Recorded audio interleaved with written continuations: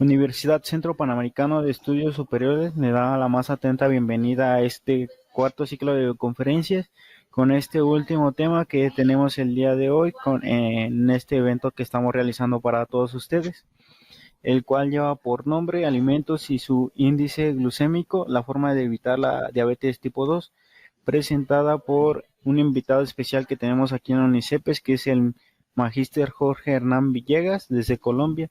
Antes de comenzar, permítanme hablar un poco sobre él para que conozcan más sobre el magíster.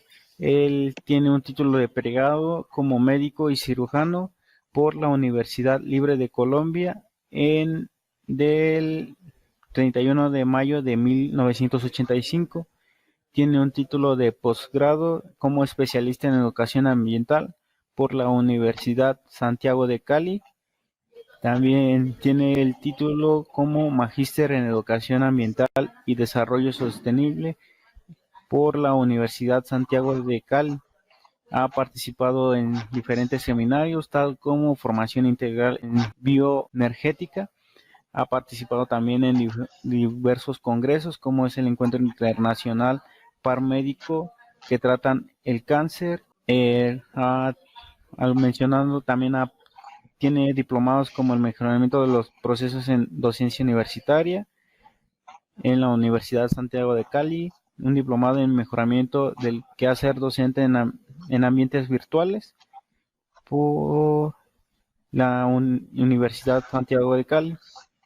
Sobre su experiencia laboral, ha desempeñado cargos como médico rural y en director del centro de salud en la institución Centro de Salud de País Pamba, Sotara.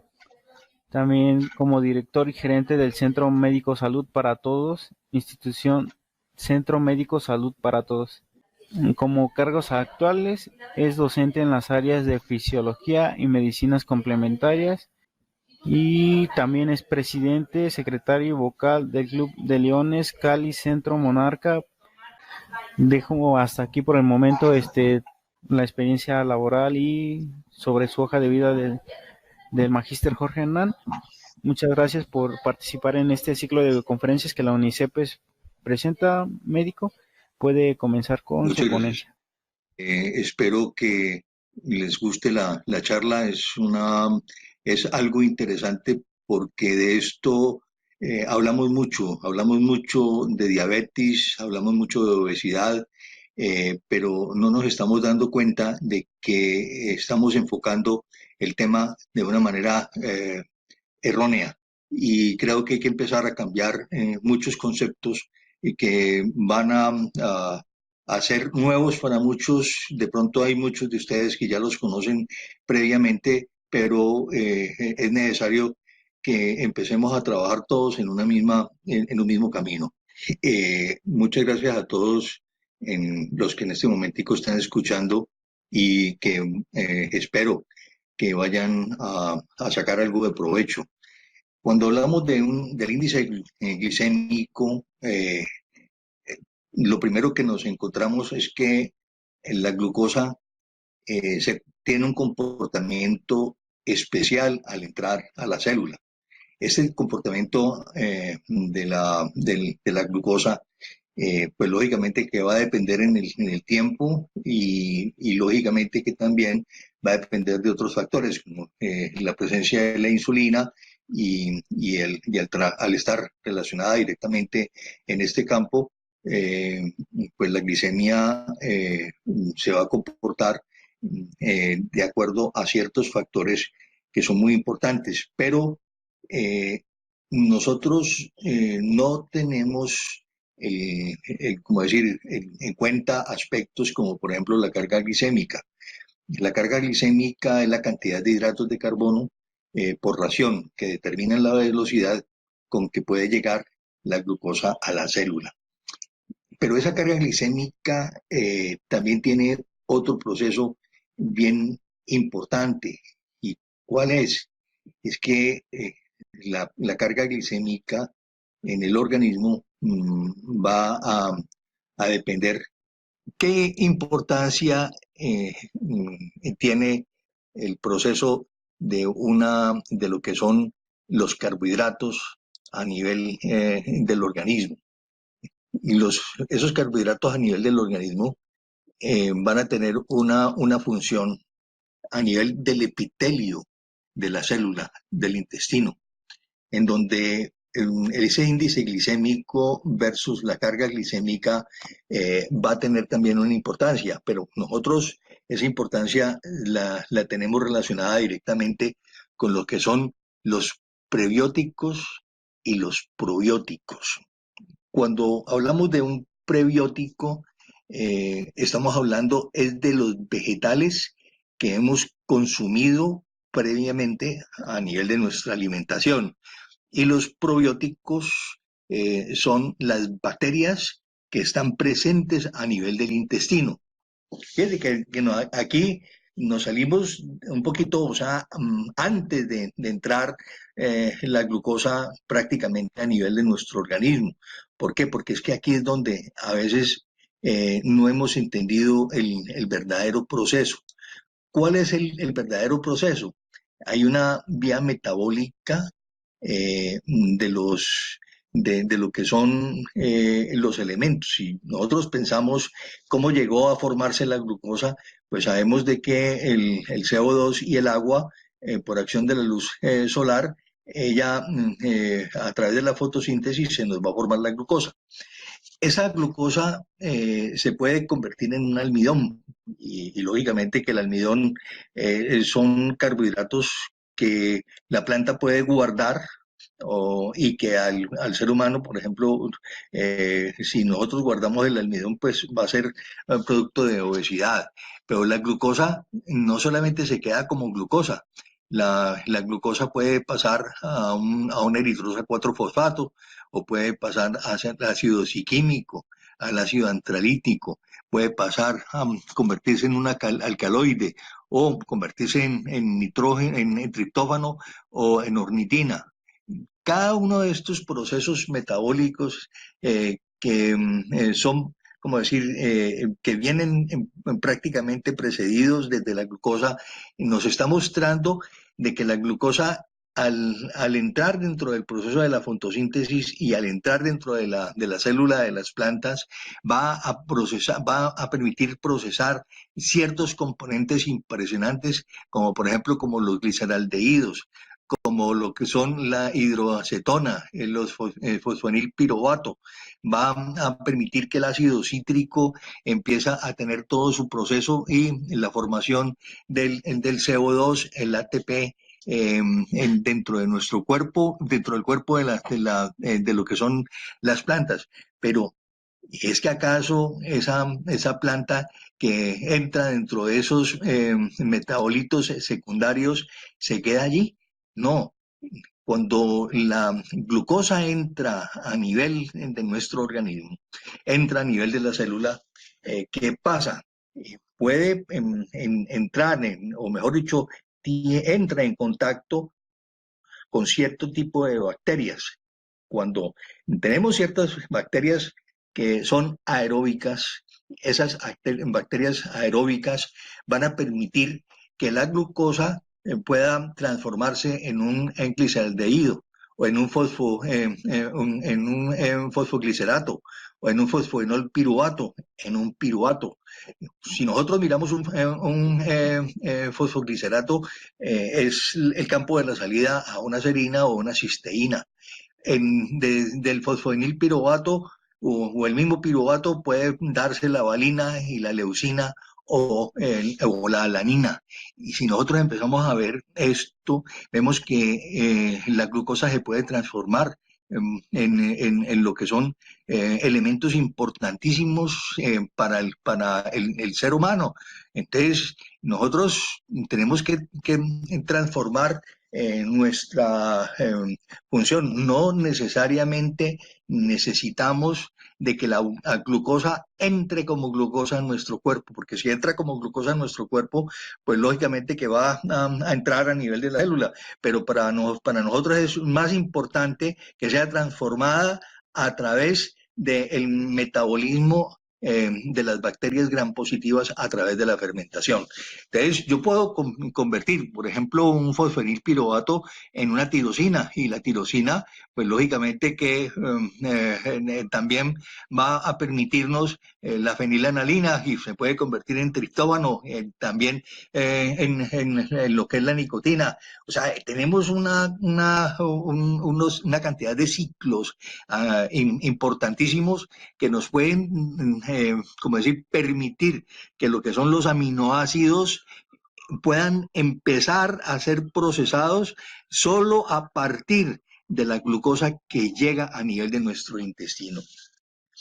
Qué falta de, como decir, de conciencia tenemos los seres humanos con respecto a las bacterias, porque cada vez que nosotros pensamos en una bacteria, estamos pensando que las bacterias son lo peor, son, mejor dicho, elementos que traen todo tipo de enfermedades.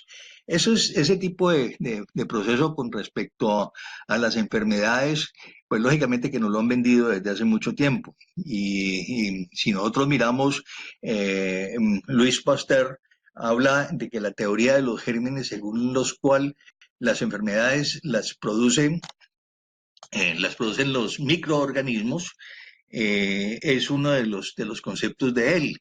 Y entonces, si nosotros miramos esto, esos conceptos de los que nos habla Luis Pasteur, hablan de que ellos alteran lo que es el funcionamiento de los órganos y los tejidos. Pero se nos olvida el concepto de Claude Bernard, que también estaba en ese mismo momento, y él hablaba del concepto del medio interno, la homeostasis. El cuerpo se vuelve susceptible a los agentes infecciosos solo si se perturba el equilibrio a nivel interno. Entonces, fíjese que son dos visiones completamente. Sin embargo, la medicina se quedó en la teoría de Pasteur. Entonces, la bacteria es causante de enfermedades, pero el concepto de que el medio interno es el problema, ¿a dónde quedó? Quedó por fuera. Y es ahí donde nosotros tenemos que volver otra vez. Nosotros cogemos una bacteria, desafortunadamente cuando la encontramos, entonces, ¿qué pasa? Una gripa, una rinitis alérgica, una infección de piel por hongos o virus, una afección urinaria con quistes o con litiasis o una dermatitis, y todo lo primero que se nos ocurre es dar antibióticos. ¿Qué estamos haciendo con los antibióticos? Estamos acabando con la microflora. Y esa microflora con la que estamos acabando es precisamente la que nos va a impedir que se sucedan los procesos a nivel de fermentación, de la cual ya les estaba hablando antes, y que desafortunadamente no teníamos la imagen, pero aquí ustedes la pueden ver. Aquí vemos la glucólisis, vemos la glucosa 6-fosfato, el gliceraldehído, vemos el 3 glicerato, el fosfonilpiruvato, el piruvato, el acetil-CoA entra al nivel del ciclo de Krebs, y vemos cómo la arginina, la orgitina, y vemos acá cómo, por ejemplo, la glicina, la cisteína, la serina, la valina, la leucina, la isoleucina, que muchos de ellos se van a convertir en neurotransmisores importantísimos dentro del proceso de transformación. Entonces, nosotros no podemos negar bajo ningún punto de vista la importancia que tienen, por ejemplo, el Clostridium, los lactobacilos, los enterococos, los bacterioides, la Escherichia, los Helicobacter, los Bifidobacterium, que son la flora, la flora natural del intestino. Pero ¿qué nos está pasando a nivel de los seres humanos? Como hemos empezado prácticamente a que la infección hay que combatirla con un antibiótico, hemos acabado con la microflora.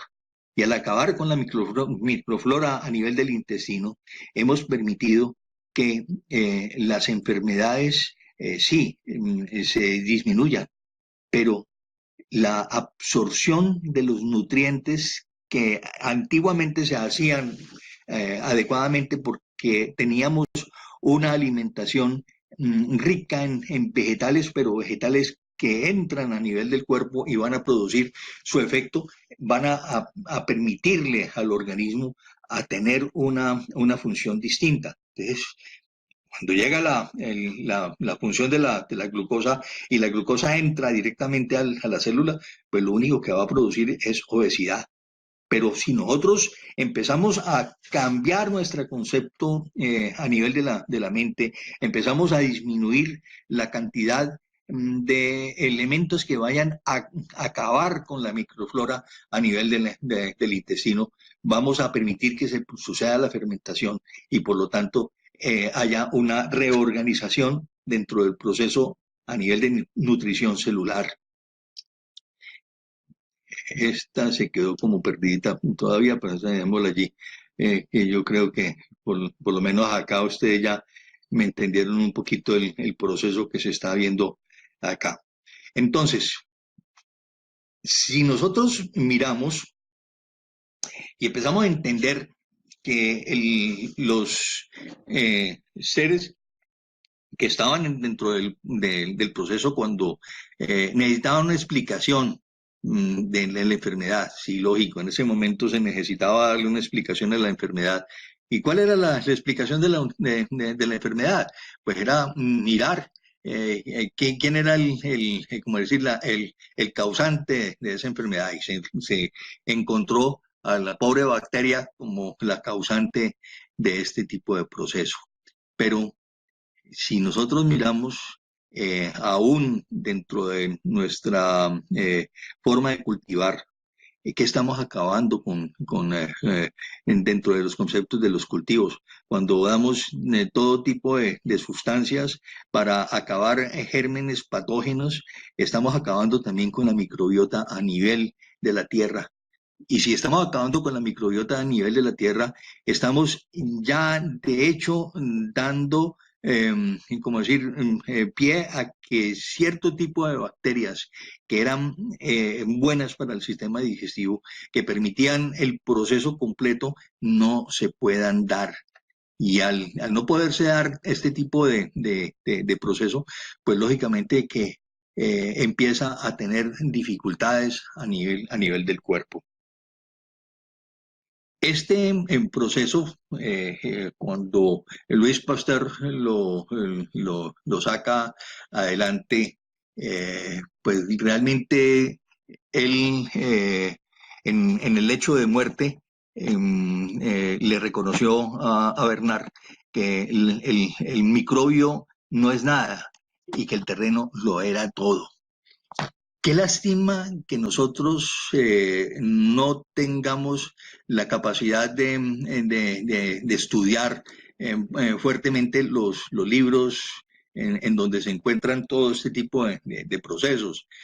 Y si nosotros miramos en lo que son las constantes físico-químicas que definen el equilibrio celular, está, por ejemplo, el pH, que es el grado de acidez o de alcalinización. Cuando hablamos del pH, el pH tiene que ser ácido al interior de la célula y el pH tiene que ser alcalino en el exterior de la célula. La hemoglobina solamente puede entregar el oxígeno de un medio alcalino a un medio ácido. Por lo tanto, cuando entra el oxígeno a la célula, el oxígeno haya la liberación de un hidrógeno, el hidrógeno entra a nivel de la mitocondria y la mitocondria ya está lista a través del hidrógeno que ha entrado para hacer el proceso a nivel de ella. O sea que puede empezar a producir lo que son los carbohidratos, lo que son las grasas y las proteínas, convertirlas a CO2 más agua más energía. Pero para eso, para alcanzar todo ese proceso, necesitamos que haya ese tipo de elementos, o sea que la célula en su parte externa tiene que tener bicarbonato. Si no hay bicarbonato, no hay nada. Estos procesos, si no se dan, por ejemplo, si nosotros tenemos un pH alterado, en donde el pH a nivel del interior de la célula sea alcalino y en el exterior sea ácido, la célula se va por mecanismo anaerobio Y al irse por mecanismo anaerobio, la célula, ¿qué le va a pasar?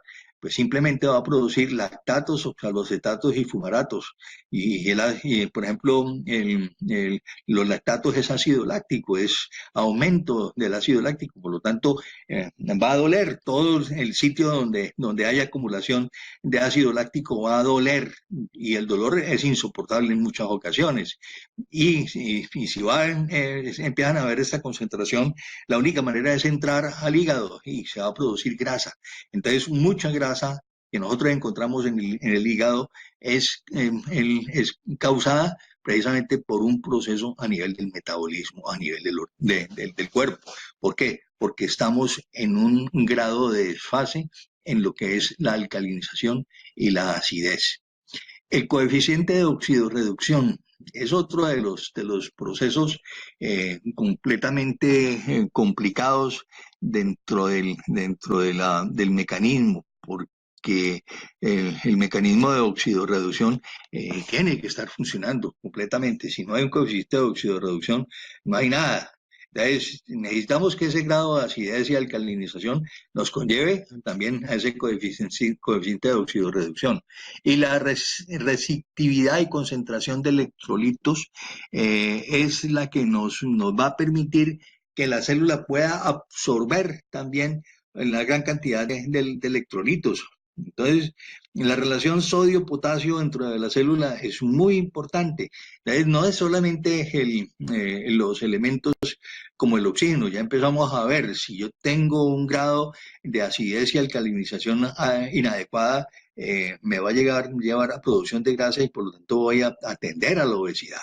Entonces ya empiezo a tener de la misma función de la célula, voy a tener un proceso de formación de grasa a nivel intracelular. Y esto es algo que no se tiene en cuenta dentro del proceso del pensamiento médico como tal.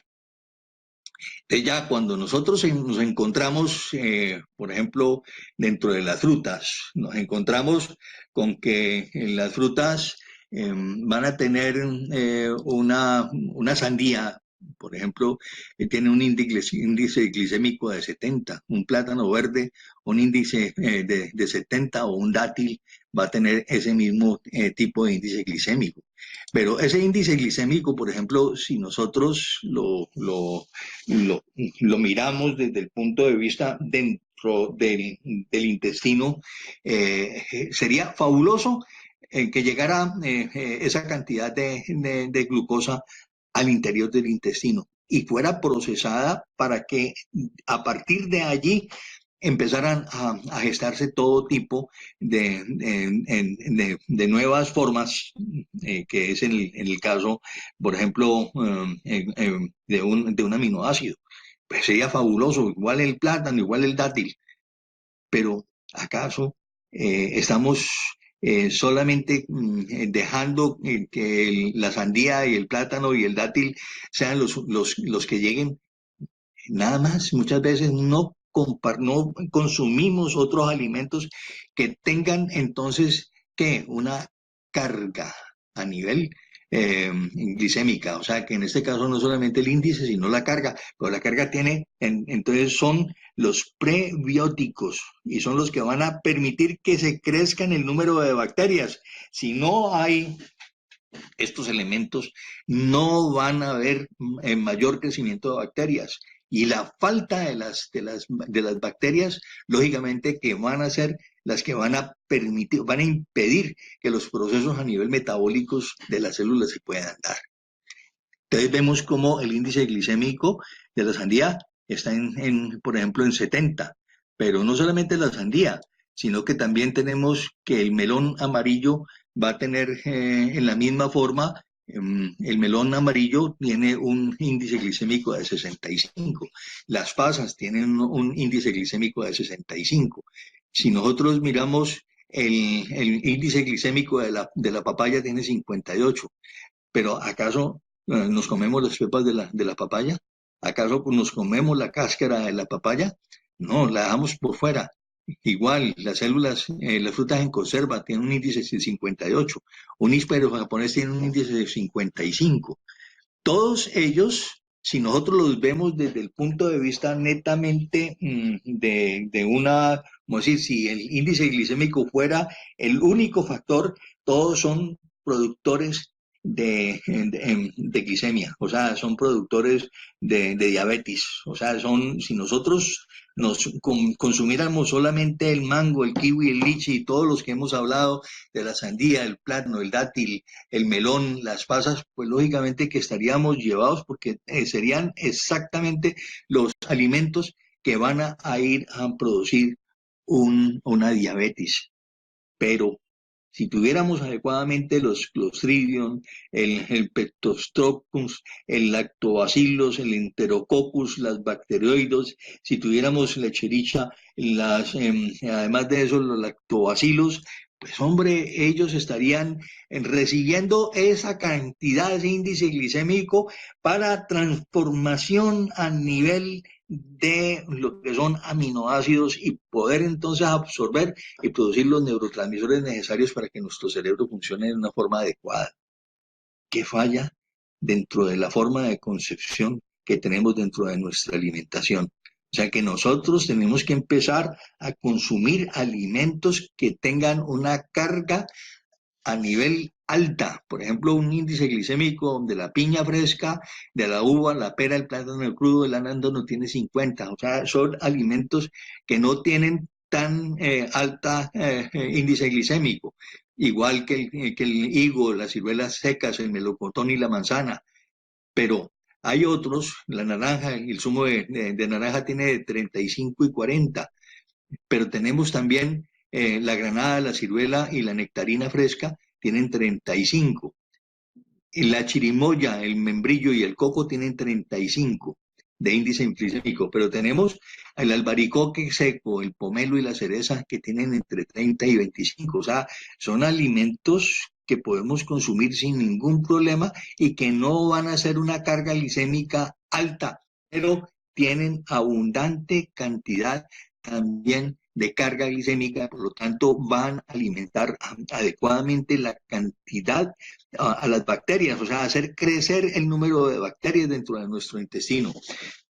Lo primero que tenemos que hacer es cambiar nuestra forma de pensar. Las bacterias no son nuestros enemigos. El problema se encuentra exactamente en dónde? Se encuentra en el concepto de la microbiota y el terreno. Cuando Luis Pasteur, por ejemplo, habló de que la teoría de los gérmenes definitivamente son las que producen las enfermedades, nos metió prácticamente en un proceso muy complicado de salirnos. Cuando Claude Bernard le dijo el concepto del medio interno, la homeostasis es la más importante, y que el cuerpo se vuelve susceptible a los agentes infecciosos solo si se perturba su equilibrio interno, le estaba dando prácticamente la salida completamente a ese proceso. Al principio nadie lo entendió y han pasado muchos años desde Louis Pasteur y Claude Bernard en que la medicina todavía tiene, como decir, su eje de concepto de la enfermedad ligado al concepto de Luis Pasteur. Tenemos que cambiarlo. Tenemos que cambiar ese concepto. Tenemos que reorganizar dentro de nuestra mente el proceso de la transformación a nivel de lo que son las bacterias como elementos negativos en nuestro cuerpo. Un índice glicémico, por ejemplo, de tomates, el tomate frito, el tomate seco, es magnífico. Y el tomate frito, no le tengamos miedo, puede que tenga un poquito de aumento en el índice glicémico con respecto al tomate normal, pero va a producir otra cantidad de efectos que son importantísimos, por ejemplo, para luchar contra el cáncer a nivel de próstata. ¿por qué no vamos a poder entonces utilizarlo? O sea, la concepción del índice glicémico tiene que cambiar radicalmente dentro de nuestra mente. Un índice glicémico, por ejemplo, del albaricoque, el higo fresco, están en 10, en 35. O sea, esto definitivamente es espectacular. Son alimentos que podemos consumir sin ningún problema. Igual en las nueces, en los cacahuates, tienen un índice glicémico de 15 o 30. El problema con el cacahuate es que puede estar contaminado y muchas veces esa contaminación nos puede traer otros tipos de problemas que están relacionados con el cáncer, pero sería otro proceso completamente distinto. Dentro de las verduras, por ejemplo, un índice glicémico de una chiribías es muy alto, la zanahoria cocida es muy alto, igual el nabo cocido, pero precisamente porque cada vez que nosotros consumimos un alimento, una verdura o una fruta y la cocinamos, se convierte prácticamente en un carbohidrato. Y ahí ya la estamos embarrando. Cuando nosotros consumimos los alimentos y les permitimos que ese alimento sea solamente el alimento crudo, por ejemplo, una calabaza, el índice glicémico es muy alto, en 75, el colinabo 70, una remolacha roja es de 65, pero la remolacha, el colinabo, por ejemplo, lo podemos también dentro de las ensaladas y podemos empezar a sacar el zumo. Pero allí existe otro problema. Dentro del zumo nosotros necesitamos masticar el zumo. Si nosotros no masticamos el zumo, los alimentos, ese alimento va a convertirse en carbohidratos. Si lo masticamos el zumo, vamos a hacer la transformación a nivel de las moléculas y vamos a permitir entonces que haya una unión con la saliva. Y en la saliva, por ejemplo, tenemos dos tipos de saliva. La saliva que viene del sistema simpático y la saliva que viene del sistema parasimpático. La saliva que viene del sistema simpático no tiene enzimas. La saliva que viene del sistema parasimpático tiene enzimas. Entonces tenemos que estar en paz, tenemos que estar en armonía en el momento que tomamos los alimentos y tenemos que masticar, masticar y masticar. Aún lo líquido, y nosotros la masticación debería ser en 45 y 70 veces en cada bocado. ¿Acaso lo hacemos siempre? No, nunca. Siempre lo dejamos por fuera. Pero si nosotros masticáramos completamente los alimentos de una manera adecuada, pues lógicamente que tendríamos la resultante efectiva. Si nosotros miramos, por ejemplo, otros elementos glicémicos, bueno, lástima que se fueron acá, pero hablemos de ellos. Por ejemplo, el maíz. El maíz para las ensaladas, nosotros todos nos encanta una ensalada con maicitos, tiene un índice glicémico de 65. La castaña tiene un índice de 60 y la yuca tiene un índice de 55. La yuca no es el alimento preferido de los latinoamericanos, aunque nuestros indígenas la consumían la yuca amarga, que era muy rica para hacer la harina y dentro de esa harina era un pan que lo consumían y sobre todo en las fiestas especiales, pero también utilizaban para un jarabe que utilizaban para como una sustancia espiritualista. O sea, estos son elementos. El ñame tiene un índice glicémico de 60. Unos guisantes, los guisantes tienen 45, las judías secas tienen 40 y las lentejas tienen 35. Las habas verdes tienen un índice glicémico de 40, unas habas cocidas tienen índice de 65 y unos garbanzos tienen índice de 35. Las judías negras tienen índice de 30. O sea, mire cómo los frijoles negros que son muy consumidos en Centroamérica, sobre todo en Cuba y en su zona, el índice glicémico no es muy alto, es de muy buena concentración, o sea,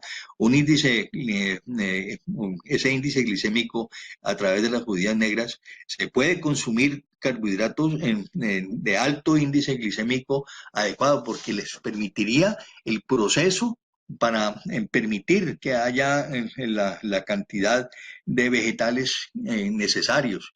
Una zanahoria cruda tiene un índice glicémico de 30 y los frijoles normales también tienen un índice glicémico de 30, sobre todo si son verdes, o sea, el frijol verde, el índice glicémico es mucho más bajo que el índice glicémico del frijol seco.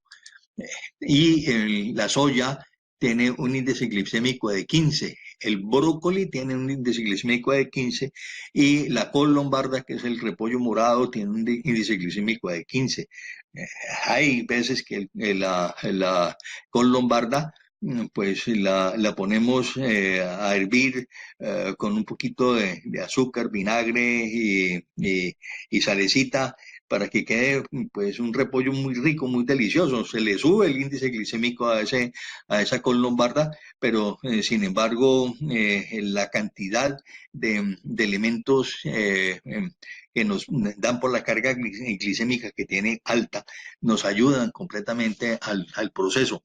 Acuérdense que son los prebióticos, o sea, la carga glicémica estaría muy relacionada directamente con el prebiótico. Y el prebiótico ¿cómo decir? Es el campo donde se puede desarrollar el probiótico. El probiótico no se puede desarrollar mientras no exista un prebiótico. Entonces, el prebiótico son los vegetales. Y es precisamente el concepto que algún día tendremos que entender sobre lo que es el terreno, o sea, el que nos hablaba Claude Bernard, el concepto de ese medio interno, de esa homeostasis, en donde debe existir ese mecanismo que le permita a la bacteria crecer en un medio adecuado. Yo tengo ¿cómo decir? Una regla de oro y es que mi alimentación el lunes, martes, miércoles, jueves y viernes es vegetariana y el sábado y el domingo como absolutamente de todo. Pero los vegetales principalmente que consumo son vegetales crudos. Entonces, todos los alimentos, los vegetales crudos, van a permitir que ese intestino esté listo para procesar la glucosa adecuadamente. Y nosotros procesamos la glucosa, si nosotros permitimos que la glucosa no llegue en una forma directa a nivel de la célula, pues lógicamente que ¿quién va a ser favorecido? Va a ser favorecido nuestro paciente. Entonces un paciente cuando está en un grado de obesidad, muchas veces es porque no tiene un intestino adecuado, porque ese intestino ha perdido completamente ¿cómo decir? Su microbiota.